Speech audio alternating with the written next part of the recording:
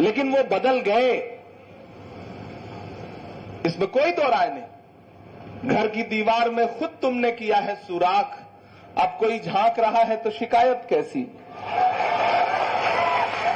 वो बदल तो गए, सिर्फ 2 सूबे आंध्र प्रदेश और बिहार अगर आज चाह लें तो आज दिल्ली के हाकिम की हिम्मत नहीं है कि वो एक भी बिल ऐसा ला सके जो कॉन्स्टिट्यूशन के खिलाफ हो। लेकिन सरेंडर तो कर दिया है आपके चीफ मिनिस्टर साहब ने, इसमें कोई दो राय नहीं। लेकिन इसके बावजूद जब अभी एक बिल आया वक्फ का बिल, जो बिल्कुल कॉन्स्टिट्यूशन के खिलाफ है, एज ए पार्लियामेंटेरियन मैं यहां खड़ा होकर कह रहा हूं कि मैंने पार्लियामेंट में भी डिबेट की और देश के किसी भी प्लेटफॉर्म पे खड़ा होकर यह डिबेट करने को तैयार हूं कि वो बिल कानून और आईन के खिलाफ है, इसमें कोई दो राय नहीं है। प्रशांत भूषण जी बैठे हैं, उसके कानूनी पहलुओं को समझते हैं वो। लेकिन उस दिन भी हमने देखा कि जब यह बिल लोकसभा में आया तो अगर 288 वोट 288 वोट्स सपोर्ट में पड़े तो इस मुल्क के 232 वोट्स ऐसे भी थे जो उस बिल के अपोज में पड़े। आप मुझे बताइए कि देश की पार्लियामेंट में कितने मुसलमान हैं? बमुश्किल 20, 25, 30, 20 से 30 के बीच का आंकड़ा है। लेकिन 200 से ज्यादा इस मुल्क के हिंदू भाई, दलित भाई, सिख भाई, ईसाई भाई अगर ऐसे कॉन्स्टिट्यूशन के खिलाफ आने वाले बिल के खिलाफ खड़े हैं तो मैं नहीं मानता कि मुल्क में मोहब्बत कमजोर हुई है। मैं बिल्कुल नहीं मानता। मुझे वो दिन भी याद है कि अगले दिन जब देश की राज्यसभा में वो बिल आया तो हम सारे नंबर जब चेक कर रहे थे तो हमें लग रहा था कि हमारे 4-5 एमपीज ऐसे थे, शिबू सोरेन साहब, महुआ मांझी जी, सरफराज साहब, जो बीमार थे, नहीं आ रहे थे। टीएमसी के 1-2 एमपीज थे जो बीमार थे, नहीं आ पा रहे थे। तो हमें लगा था कि हमारा नंबर जो है वो 75 के आसपास रहेगा। लेकिन रात के 2:30 बजे, 2 बजे जब वोटिंग हो रही थी तो आपको जान के खुशी होगी और हैरत भी होगी कि रात के 2:30 बजे बीमारी की हालत में भी सोनिया गांधी जी रात के 2:30 बजे देश की पार्लियामेंट में मौजूद थी और वोट कर रही थी। मैं मौजूद था उस वक्त और बड़ा नंबर राज्यसभा में भी उस बिल के खिलाफ खड़ा था। ऐसे में सोचिए कि लोकसभा में 56 के आसपास वोट थे जो ज्यादा थे। वही जो 56 इंच की छाती की बात वो करते हैं, वही 56 वोट थे जो ज्यादा थे। उसमें से बस 50% पलट के 1 वोट इधर ज्यादा आ जाता, सिर्फ आंध्र प्रदेश और सिर्फ बिहार, तो न तो बिल बचता न तो सरकार बचती। ऐसे में हमें यह सोचना है कि मुल्क में मोहब्बतें कमजोर नहीं हुई हैं। बस मोहब्बतों की मुश्किल क्या है? नफरतें एकजुट दिखती हैं और एकजुट होकर के शोर मचाती हैं और मोहब्बत बिखरी हुई है। कोई विजय राव जी हैं जो विजयवाड़ा में लगे हुए हैं, मेहनत कर रहे हैं। कोई इमरान प्रतापगढ़ी हैं जो उत्तर प्रदेश में हैं। कोई प्रशांत भूषण जी हैं जो दिल्ली में हैं। कोई मस्तान वली हैं जो गुंटूर में हैं। ये जो अलग अलग बिखरे हुए लोग हैं ना, जिस दिन एकजुट होकर के एक प्लेटफॉर्म पे एक जगह खड़े हुए नजर आएंगे, आप यकीन जानिए कि नफरतों को हारना ही पड़ेगा। इसमें कोई दो राय नहीं है।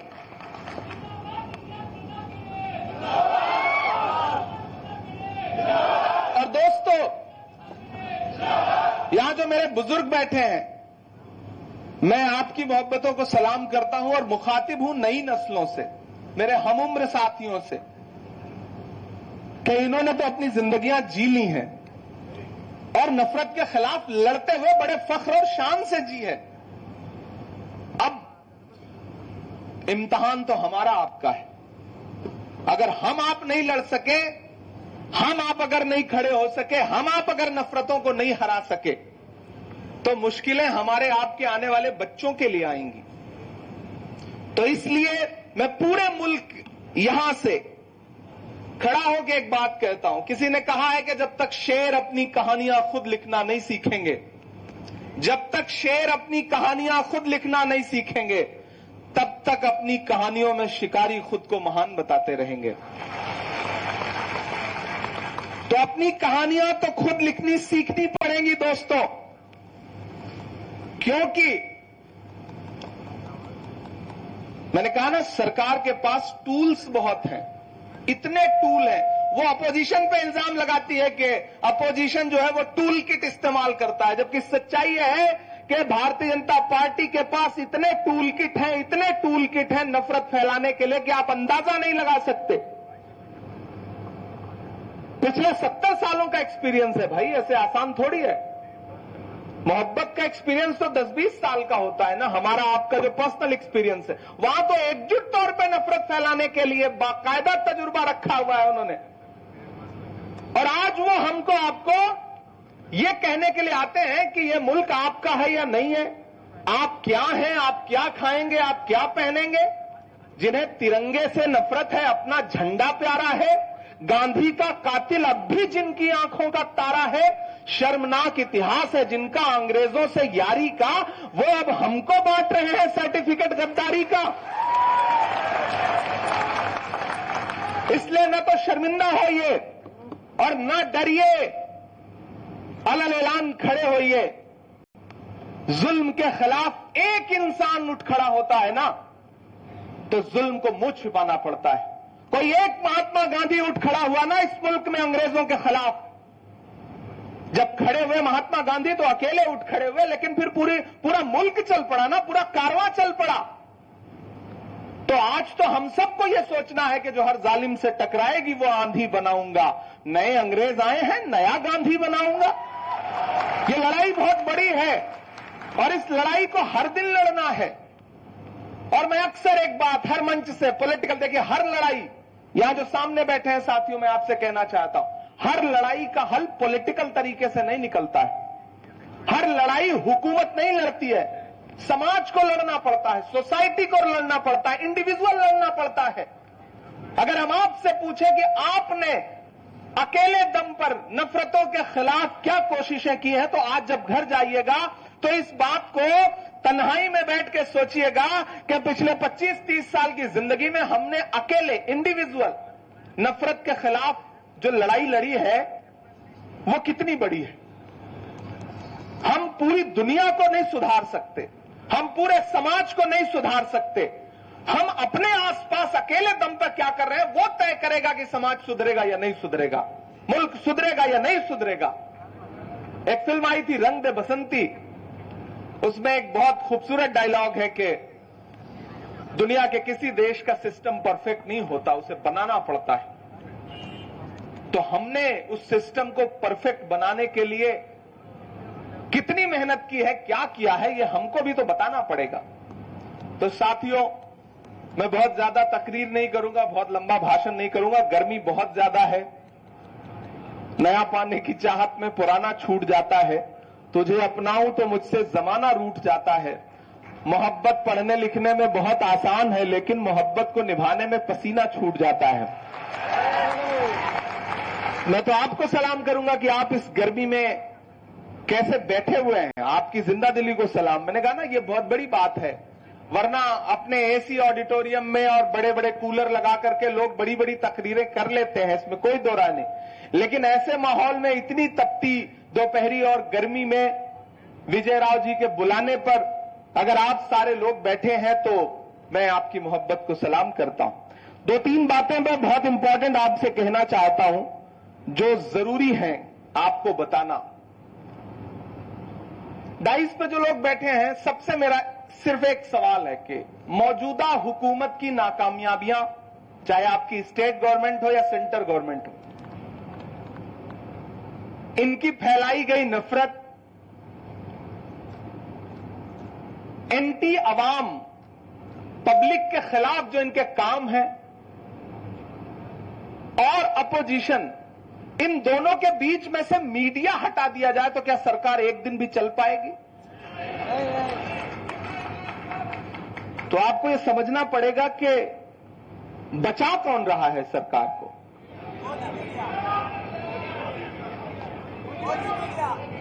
आपको जड़ तक तो जाना पड़ेगा।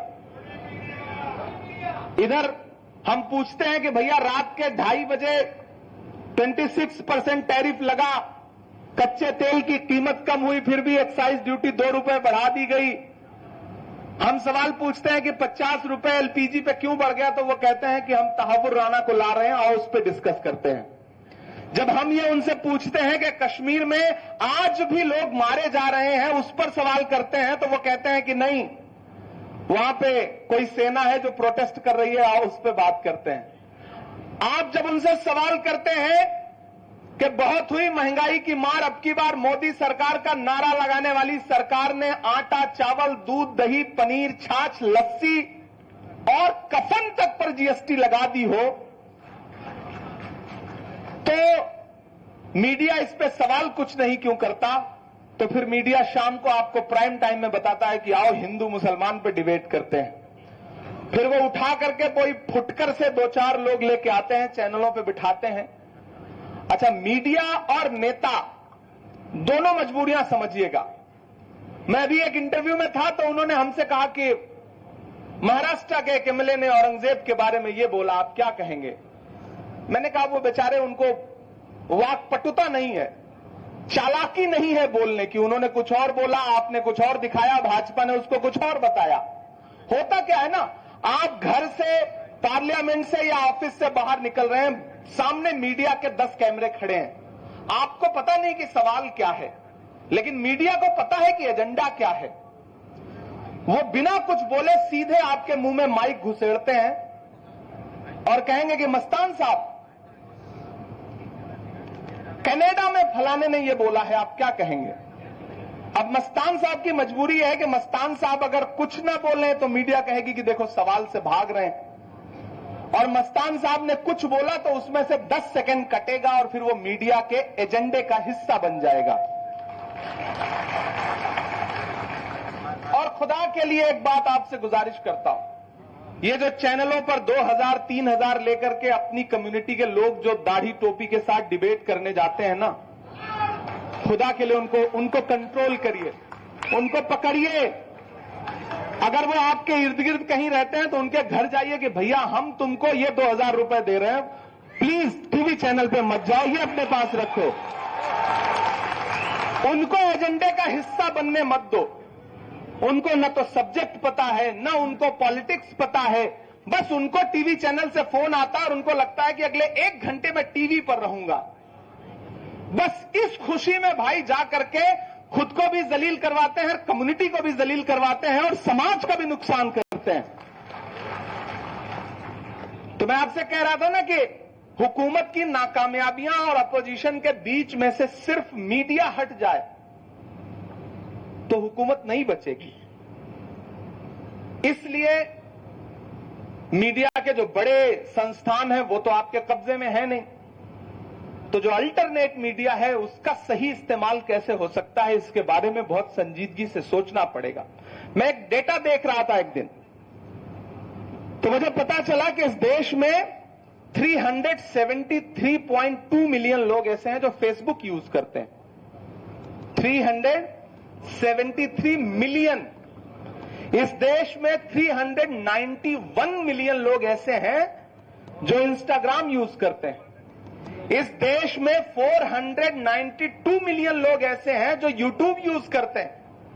लेकिन उससे भी बड़ा चौंकाने वाला आंकड़ा यह है कि इस देश में 535 मिलियन लोग ऐसे हैं जो व्हाट्सएप यूज करते हैं। असली कचरा वहां से जा रहा है,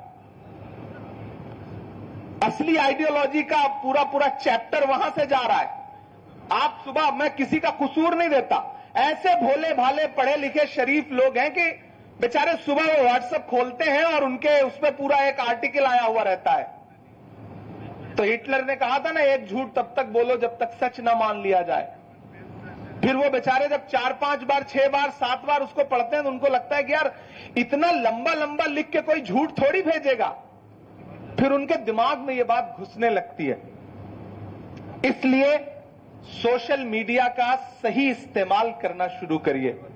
आप सारे साथियों से मेरी गुजारिश है कि ये जो प्लेटफॉर्म है, ये अल्टरनेट मीडिया के लिए इतने शानदार प्लेटफॉर्म है कि ये मेन स्ट्रीम मीडिया को भी इन्होंने